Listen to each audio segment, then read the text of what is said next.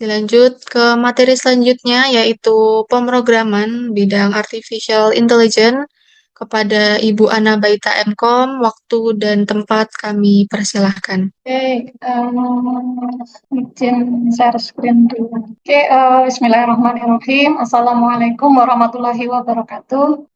Yang saya hormati Ibu Eli Pujastuti selaku Kaprodi Informatika, rekan-rekan dosen Prodi Informatika yang kali ini menyampaikan pemaparan tentang konsentrasi mata kuliah yang ada di Prodi, kemudian rekan-rekan HMIF serta seluruh peserta.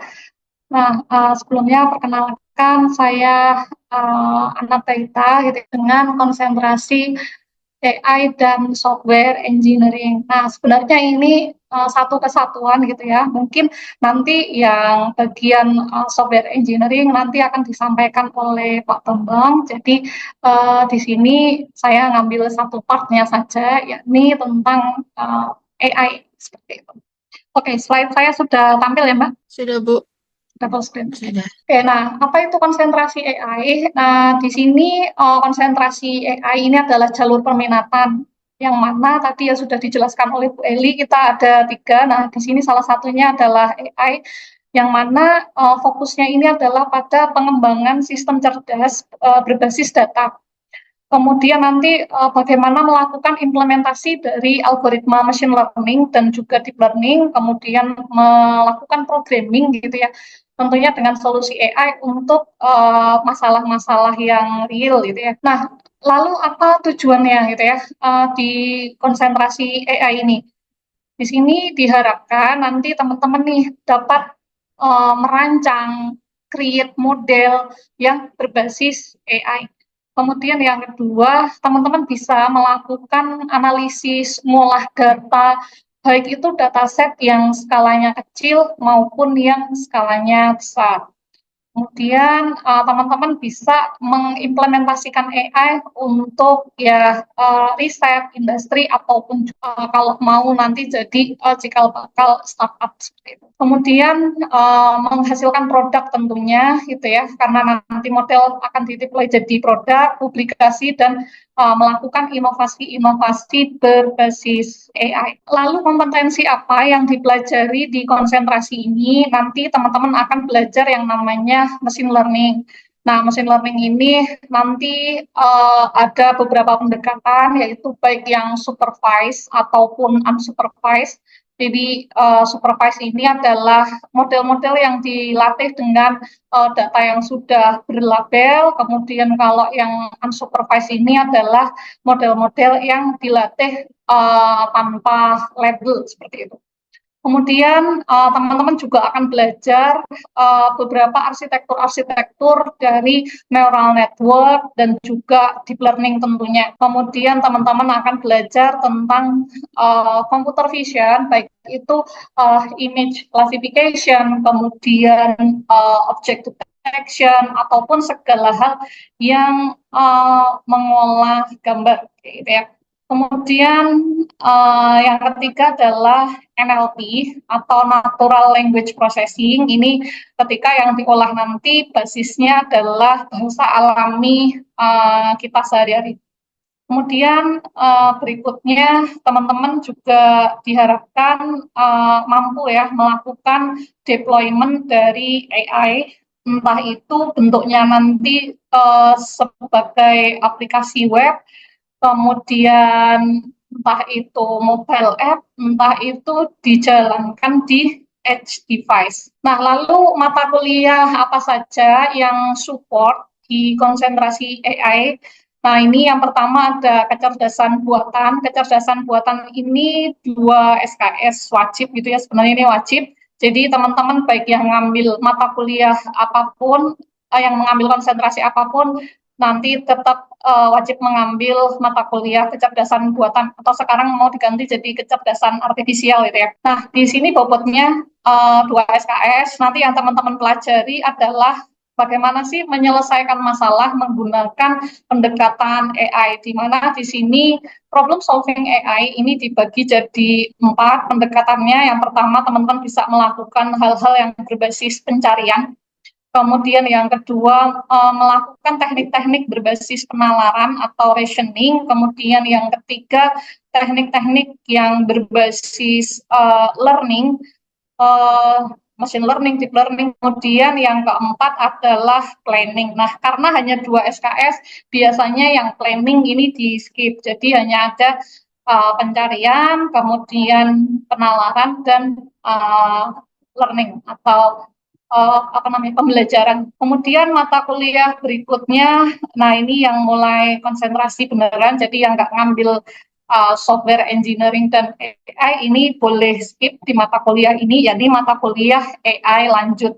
Nah, di AI lanjut atau kecerdasan buatan lanjut, nanti teman-teman akan belajar tentang lebih fokus ke deep learning-nya. Jadi bagaimana sih implementasi dari deep learning untuk data-data yang bentuknya ini teks, kemudian data-data temporal kayak gitu ya, bisa digunakan untuk apa namanya, uh, prediction saham misalnya kayak gitu, yang berbasis time series seperti itu. Kemudian bagaimana apa namanya, mengimplementasikan deep learning di data yang berbasis image. Jadi ada yang berbasis apa namanya, teks, data temporary, data temporal, kemudian data tabular, dan juga image seperti itu. Kemudian berikutnya ada mata kuliah Big Data dan Data Mining. Nah, ini 4 SKS. Nah, 4 SKS, teman-teman akan belajar tentang algoritma-algoritma shallow learning. Jadi, seperti algoritma SVM, KNN, dan seterusnya. Jadi, ini ada praktikumnya, jadi masih memungkinkan gitu ya. Nah, untuk mata kuliah yang berbasis deep learning ini kebetulan semuanya ada di teori gitu ya. Tidak kita jalankan di praktikum karena ya kalau sekali ngetrain itu waktunya makan waktu lama gitu. Jadi kalau praktikum juga tidak akan efektif juga. Jadi nanti konsepnya semua basisnya teori, tetapi tetap ada mata kuliah project.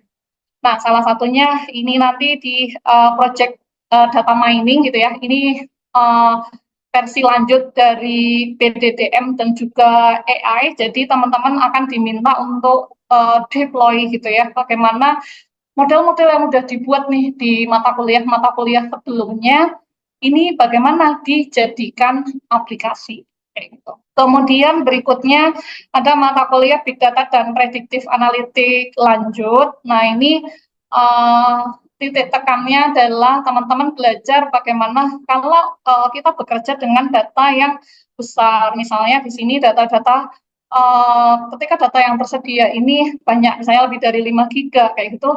Nah, ini bagaimana paralel computingnya. Nah, tetapi terkait dengan ketersediaan lab ini masih belum sampai ke arah paralel computing yang fisik. Jadi masih bentuknya simultanse. Kemudian berikutnya adalah mata kuliah mixed reality. Nah, di mata kuliah mixed reality ini teman-teman akan belajar image processing seperti itu. Nah, lalu tools-tools apa saja yang digunakan gitu ya di mata kuliah AI ini?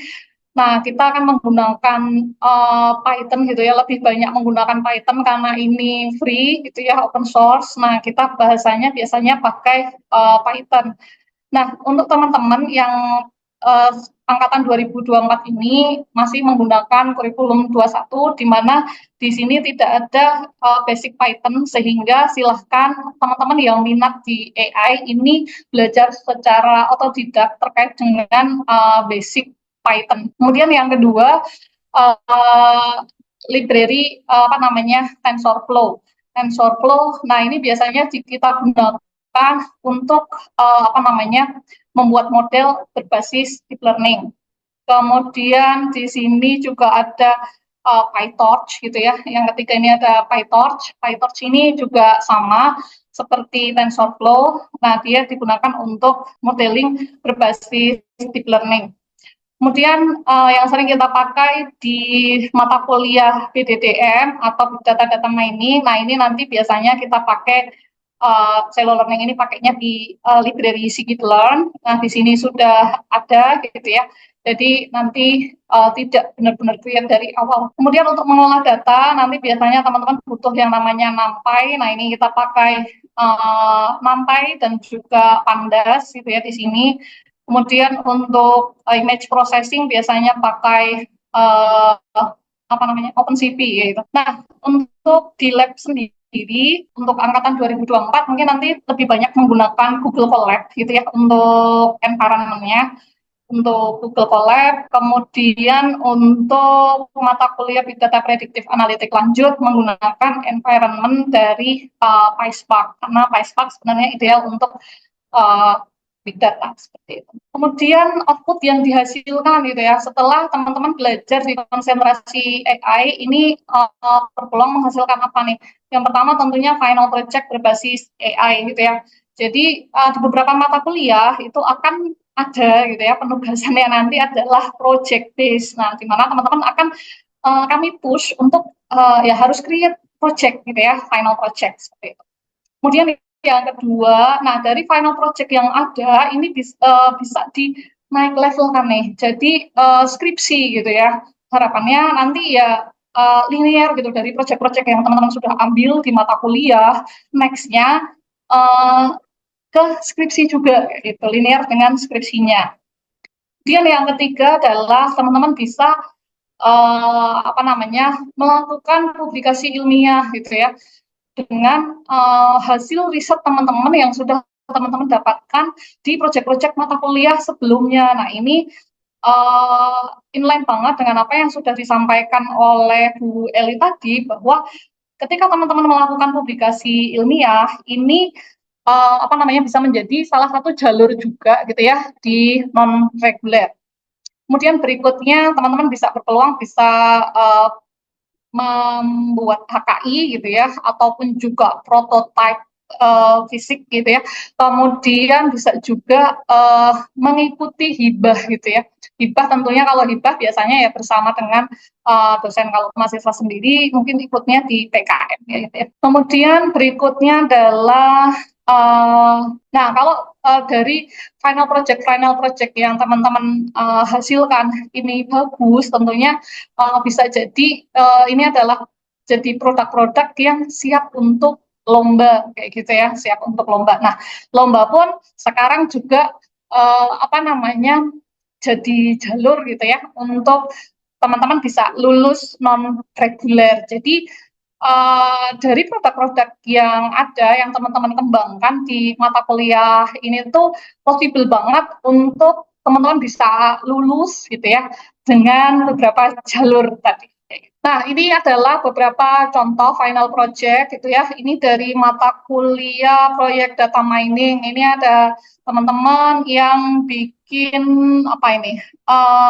Sistem rekomendasi gitu ya. Ini ada yang bikin sistem rekomendasi makanan gitu ya dengan menginputkan bahan-bahannya milih kayak gitu nanti di apa namanya di-outputkan resep masakannya itu apa, disarankan direkomendasikan resep masakannya itu apa. Kemudian project berikutnya ini ada yang bikin apa namanya suara ya. Jadi suara ini dia bikin emotion recognition. Jadi kalau ada suara, nah ini masuk ke emosi apa nih? Emosi apakah dia lagi marah, sedih, senang, tertawa atau seperti apa? Kayak gitu. Kemudian berikutnya ada lagi contoh proyek mahasiswa.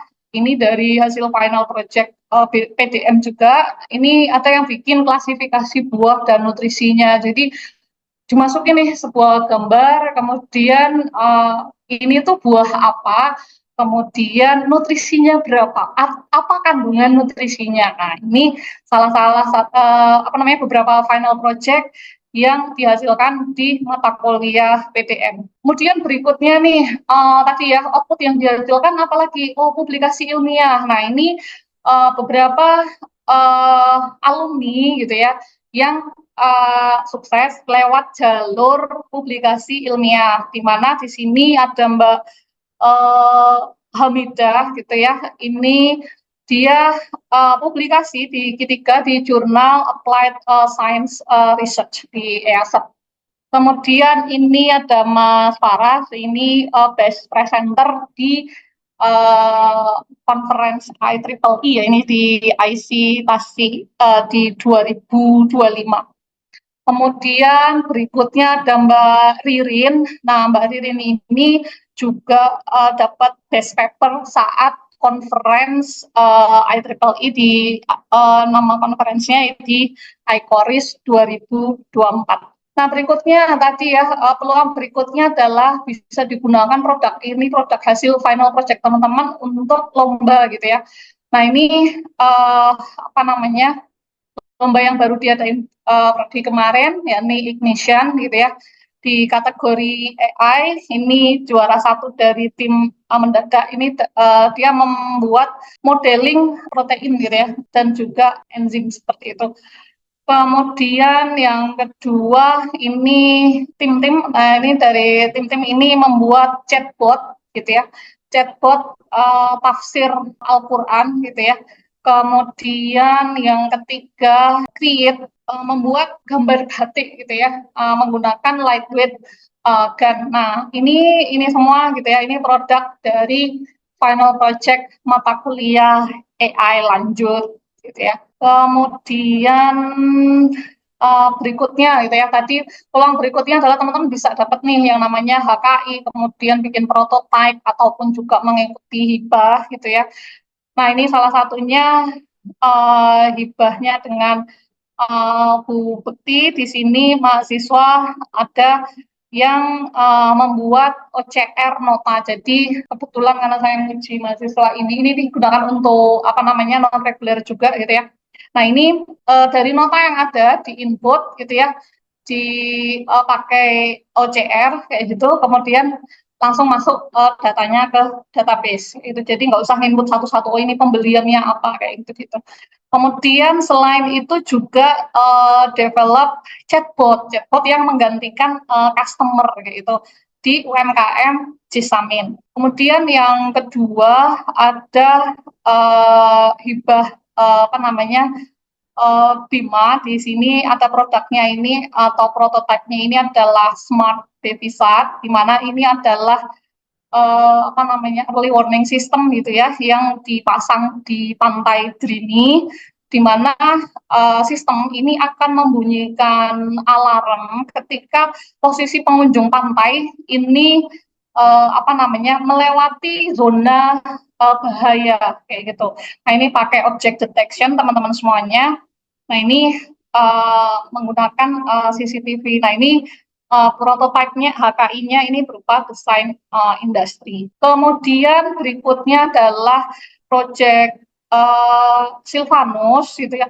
Nah, Silvanus ini apa ya, terkait dengan kebakaran hutan seperti itu. Nah, ini salah satu apa namanya kontribusi mahasiswa yang ada, mahasiswa informatika yang ada di sini. Kalau nggak salah ingat waktu saya nguji itu adalah dia sentimen kebakaran hutan yang ada di sosmed kayak gitu. Nah, itu dimodelingkan. Nah, ini proyeknya besar banget, jadi ada banyak part gitu ya, dan banyak riset-risetnya kayak gitu di proyek Silvanus ini. Dan yang Smart Baby Sat pun ini juga proyek yang besar seperti itu. Kemudian berikutnya, nextnya, nah tentunya kan di peluang karir gitu ya, setelah teman-teman belajar ya apa namanya diharapkan teman-teman bisa berpeluang karir, bisa itu sebagai AI engineer, kemudian machine learning engineer, ataupun juga data scientist, ataupun data analis sebagai researchers kayak gitu ya, ataupun juga bisa nih kalau misalnya apa namanya punya ide untuk jadi founder startup gitu ya, tentunya produk yang dibuat ya produk-produk yang berbasis AI. Oke, teman-teman semuanya, see you on the top. Kita tunggu teman-teman semuanya join di apa konsentrasi AI. Saya kembalikan ke moderator.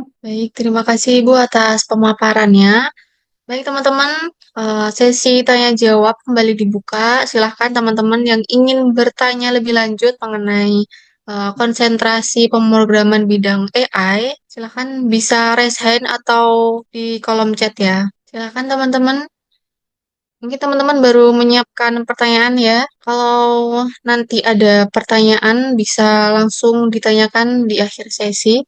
Oh, sudah ada yang bertanya nih.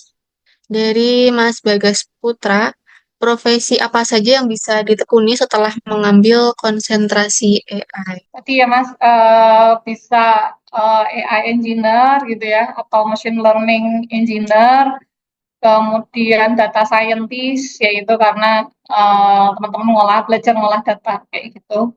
Kemudian tadi bisa create startup kayak gitu. Baik, Mas Bagas, apakah ada pertanyaan lagi atau sudah cukup? Ada pertanyaan lagi dari Mas Bagas, Bu. Apa saran untuk mahasiswa yang ingin sukses di bidang AI? Yang pertama, jangan alergi sama matematika. Karena nanti kalau belajar algoritma, di sini hitung-hitungan kayak gitu ya. Kemudian yang kedua, ya teman-teman harus rajin eksplorasi kayak gitu ya. Karena eh, di kelas itu terbatas banget teman-teman semuanya. Jadi waktunya, kemudian labnya, jumlah meet up-nya kayak gitu ya, itu terbatas banget. Jadi teman-teman harus banyak eksplorasi, naikin skill gitu ya. Itu di luar kelas kayak gitu. Kemudian yang ketiga, uh, mungkin nih teman-teman 2024 ya ini berarti ya, eranya yang sudah terpapar AI sejak apa namanya SMA gitu ya. Nah ini jadikan AI jadi personal assistant gitu ya. Jadi jangan full apa namanya dikendalikan, tetapi teman-teman harus bisa memanfaatkan AI untuk bisa lebih produktif, untuk bisa lebih eksploratif, menjelajahi banyak hal yang baru, ilmu-ilmu yang baru.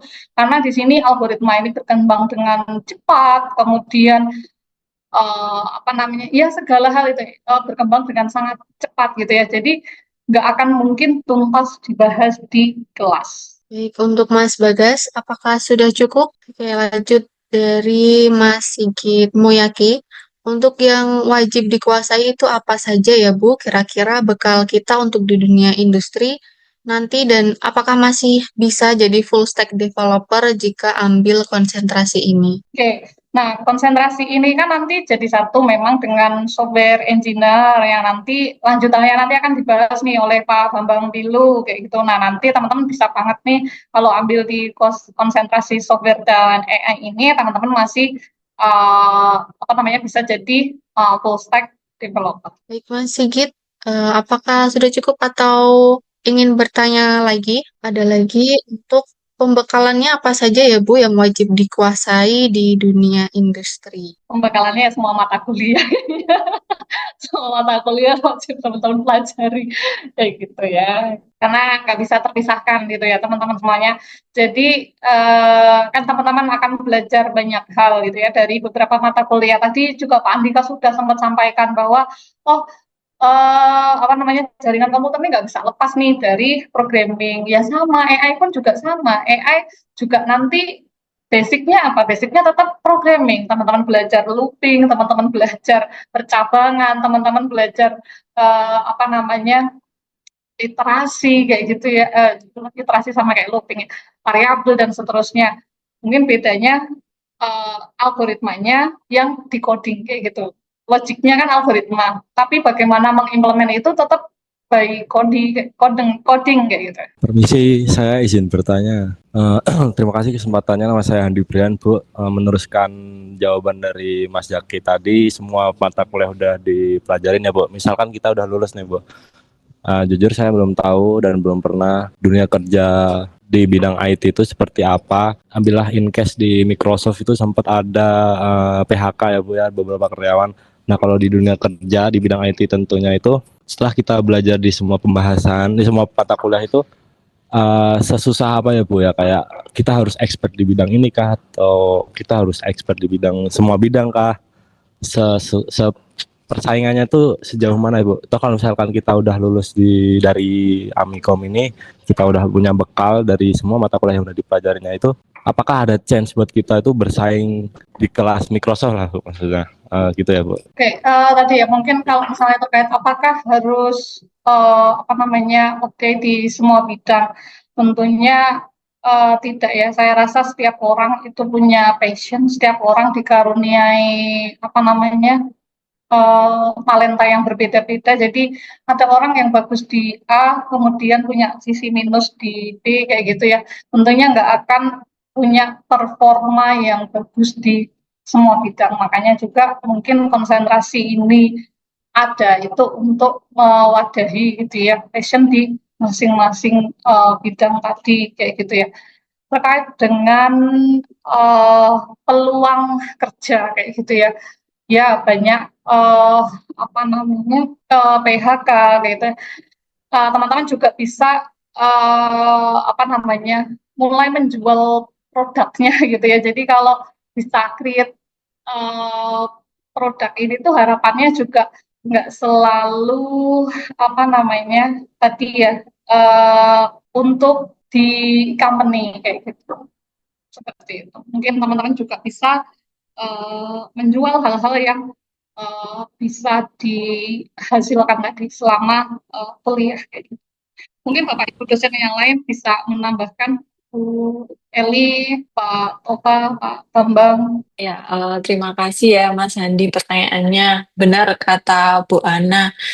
Yang jelas malah justru di sini kemampuan teman-teman di konsentrasi apapun nanti bakalan didukung oleh kemampuan yang harus teman-teman miliki adalah soft skill. Jadi soft skill ini tuh kemampuan teman-teman menangkap bisnis proses, bagaimana teman-teman mengubah bisnis proses itu menjadi sebuah apps, menjadi sebuah rangkaian jaringan misalnya, atau menjadi sebuah karya multimedia, itu semuanya berasal dari cara dan kemampuan teman-teman untuk menangkap atau berkomunikasi dengan klien, berkomunikasi dengan tim.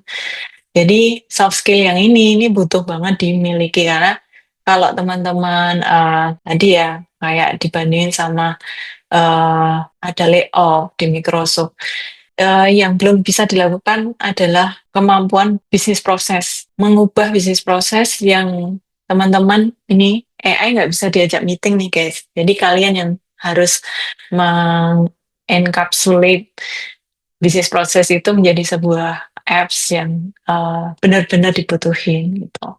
So teman-teman bakalan tetap dibutuhin kok. Dan teman-teman perlu untuk memiliki keahlian di ya at least satu lah. Jadi Amikom tuh ngasih 10 pisau misalnya, nah kamu ambil satu yang kamu bisa gunain dan itu tepat digunakan gitu kan. Pisaunya macam-macam, ada yang buat ngupas, ada yang buat ngiris roti misalnya. Kalian ambil satu dan itu diasah. Nah kayak gitu aja dari saya. Thank you. Bu Eli, Bu. Baik, terima kasih Bu Eli. Mungkin dari Bapak Ibu dosen yang lain, jika ada yang ingin menambahkan, dipersilahkan Pak. Bu.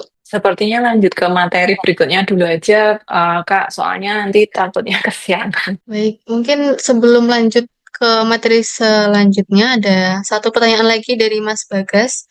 Mengapa AI menjadi bidang yang penting untuk dipelajari saat ini dan kedepannya di lapangan kerja masih sangat dibutuhkan ya, Bu? Karena sekarang masih happening dan company itu kan juga sedang mulai mencoba adaptasi gitu ya dengan keberadaan AI itu sendiri kayak gitu loh. Jadi ya apa namanya bukan untuk dihindari kayak gitu loh, tetapi emang bakal dipakai juga itu di company-company kayak gitu. Baik, Mas Bagus, apakah sudah cukup atau ada pertanyaan lagi? Mungkin dari teman-teman yang lain bisa ditanyakan. Baik, karena sudah tidak ada yang bertanya lagi, lanjut ke sebelumnya terima kasih Bu Ana sudah menyampaikan pemateriannya.